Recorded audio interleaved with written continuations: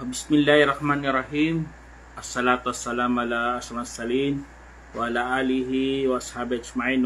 Assalamualaikum warahmatullahi wabarakatuh.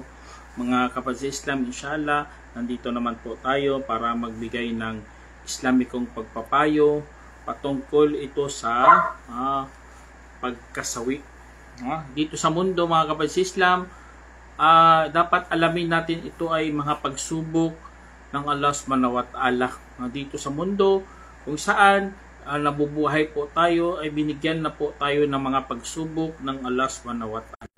Kaya po mga kapatid sa Islam, ito po ang ating pananampalataya kay Allah subhanahu wa ta'ala, ay kailangan natin alamin ang ano talagang kanyang kalooban. Ano ba talagang gusto ng Allah subhanahu wa ta'ala sa atin? Sinabi ni Abu Sa'id Al-Khudri radiyallahu anhu na sinabi na Propeta Muhammad sallam, katotohanan ang mundo ay matamis at luntian, na tunay na si Allah ay talaga siya po ang talaga sa inyo doon, at saka tumingin kung paano kayo magsisigawa. Kaya katakutan nyo ang mundo.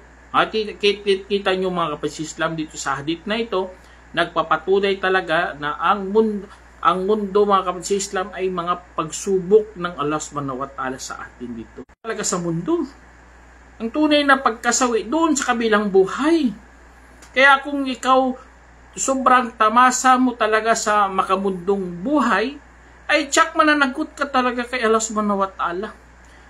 Hindi mag-business nila, paano makatayo sila ng bahay, paano nga maging masaganang buhay nila. Yun ang isip nila. Pero tayo mga Muslim, wala problema mag-isip ka, pero ang bukas mo, ang kinabukasan mo, ang kabilang buhay, yun ang dapat mong ilagay sa unang pagpapahalaga. Kaya wala namang problema kung yumaman ka, wala namang problema yun. Pero hindi numero uno yan ang pakay ng buhay mo. Kasi nga, masasawi ka lang talaga, kapatid. Masasawi ka. At alam naman natin ang buhay sa mundo, tikim lang to ng Allah subhanahu wa ta'ala. Pinapatikim lang tayo ng saya. Kasi Ibnu Maryam, wa qala al-Masih ya bani Israel, u'budullaha wa rabbi wa rabbakum, innahu may yushrik billahi faqad harramallahu alayhi al-jannah wa ma'wahu an-nar wa ma lidh-dhalimin min ansar. Sinabi ng Allah subhanahu wa ta'ala, mga kapatid, sa banal na Quran, sabi niya, talagang nagtakwil ang mga yaong nagsabi, katiyakan siya. At sinabi ng Misayas, o mga angkan ni Israel, sambahin ninyo si Allah, aking Panginoon at inyong Panginoon. Katotohanan, ang sino mang tumambal kay Allah, kung gayon ay talagang ipinagkait sa kanya ng Allah ang paraiso, at ang tahanan niya ay ang apoy, at walang tagatulong para sa mga mapang-api. Kaya tingnan nyo mga kapatid Islam, kung iisipin mo dito, nasuprahan talaga sila sa pagmamahal kay Jesus. Yung lalo alam ko naman mga kapatid, kayo, galing kayo dyan. Ang pagmamahal kay Jesus, wala problema yung pagmamahal, pero kung nasubrahan mo sa pagmamahal, ginawa mo na siyang Diyos, masasawi ka talaga sa araw ng paghuhukom. Magalit talaga sa iyo, utos. Sambahin na nag-isang Diyos. Kung hindi mo siya sinamba, Jesus ka ng Jesus, masasawi ka talaga. Magagalit talaga sa iyong Diyos. At wala kang katulong doon, mga kapatid. Kaya nakakatakot kapag nagkamali ka pala sa napagsamba sa nag-iisang Diyos. Gawin mo na lahat dito sa mundo, mga kasamaan. Gawin mo na. Huwag lang yan ang pagtambal sa Diyos. Kasi kung ginawa mo yan, walang kapatawaran talaga yun. Hindi ka papatawarin, magagalit talaga sa iyo ang Allah. At ito pa mga kapatid sa Islam, mga masasawi, isampol pa sa mga lulong sa paggawa ng kasalanan. Alam naman natin ang Diyos, makakalimot ka sa Diyos. At si Satanas, dumarating yan para lilinangin ka, bibitagin ka sa kanyang bitag. At alam naman natin ang bitag ng Satanas, kapatid, para mawalan ka ng pag-asa sa paghingi ng kapatawaran sa Diyos. Yun ang gusto ng Satanas, mga kautos ang katuruan ng Islam kaysa hindi mga Muslim. Kasi nga sa kanila, kailangan ipako mo muna si Kristo para mapatawad ka sa kasalanan. Hindi ganun sa Islam. Ikaw mismong lumapit sa Diyos at tumingi ng kapatawaran sa Kanya. Papatawarin ka ng Allah subhanahu wa ta'ala. Yun ang kondisyon niya. Yung kondisyon niya, humingi ka ng kapatawaran. Kung hindi ka yun, ay dahil sa tinamo ng iyong mga kamay. Bagamat pinapaumanhin niya ang marami. Tingnan nyo, pinapaumanhin ng Allah ang marami. Kahit anong ginawa mo dito na kasalanan, mga kapatid, kayang patawarin ng Diyos. At meron dito isang hadith ni Prophet Muhammad SAW. Sabi niya dito, inulat ni Abu Hurairah radhiyallahu anhu na sinabi ng mensahero ng Allah SAW, alam ba ninyo kung sino ang nalugi? Kanilang sinabi, ang nalugi sa amin ay walang dirham at walang paninda. Ang dirham, yun ang pera nila dati. Tapos sabi niya, katotohanan ang dugo nito at sinuntok ito. Kaya't bibigyan ito mula sa kanyang kabutihan at ito rin mula sa kanyang mga kabutihan. At saka kapag naubo, tingnan nyo, kaya importante talaga sa ating gumawa ng kabutihan. Kasi kung hindi ka kagagawa ng kabutihan, marami tayong kasalanan dito sa mundo. Yun ang pangbayad mo doon. Walang pera-pera doon. Walang padrino doon. Walang mamamagitan sa iyo doon. Ang doon, ang pangbayad doon, mga kapatid, ang mabubuti mong gawa. Kung naubos, subhanallah, kaya damihan nyo talagang paghingi ng kapatawaran, mga kapatid, sa Allah subhanahu wa ta'ala. At lalo na, sa Allah subhanahu wa ta'ala, alam naman natin, Allah, meron ding karapatan. At ang mga kapwa natin, meron ding karapatan. At bawat karapatan, maniningil talaga yun. Si Allah subhanahu wa ta'ala maningil, ang mga tao maniningil, doon. Ang sa ibang kabilang buhay, itatayo niya doon ng hustisya kaysa pagpapatawad. Kaya lahat ng mga nagawa mo, mga kapatid, hahatulan doon. Lilitisin talaga ng Allah subhanahu wa ta'ala. Kung naubos lahat mga mabuting gawa, masasawi ka talaga, udubillah. Masasawi ka sa kabilang buhay ninyo. Nagdala siya ng mga sala, marami siyang ayuno, marami siyang yun ang pinakamalaking kasalanan, siniraan mong puri ng tao na yun. Sample na lang, sabi niya, anak ka ng puta, napakalaking kasalanan yun. O sabihin mo sa pag mga napakabastos na salita, sabi mo, putang ina, napakalaking kasalanan nyo, kapatid, huwag kayong magbura ng ganun. Katulad ni Walid bin Mughira, si Umayyah bin Khalaf, mga tao na ito ay sinabi ng Allah subhanahu wa ta'ala, sabi ng Allah subhanahu wa ta'ala, wailul likulli humazatil lumaza alladhi jama malahu wa addada yahsabu anna malahu akhlada kalla la yumbadanna fil hutama. Sinabi ng Allah subhanahu wa ta'ala, mga kapatid, sa Quran, sa durog. Ang impyerno, mga kapatid, nakakatakot yun doon, nagdudurog yun. Dudurugin talagang buto mo, pati laman mo. Kaya mga kapatid, yung mga tao nito, nangungutya lang sila. Kinukutya nila mga tao. Na mapanghirang puri pa. Kaya, yun, sila ni Akhnas, sila ni Walid, si Umayyah, na wag yung gayahin ng mga tao na yun. Sa time na yun, kasi yun ni Prophet Muhammad SAW, sinisiraan nilang propeta. Lahat na ng mga nila, grabe sila. Akala nila kasing yaman nila, yun makakatulong sa kanila. Hindi yun makakatulong sa iyo, kapatid. Kaya ang pera, mga kapatid, hindi kung nawala ka ng pera, minumura mo si Allah. Hindi ganun ang kasi nga mga pagsubok po yan, mga kapatid. At ito, mga kapatid, ito pa, pagsamba sa maling paraan.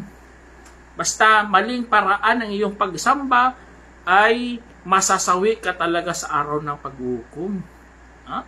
Alam nyo, merong isang kwento dito, si Omar bin Khattab.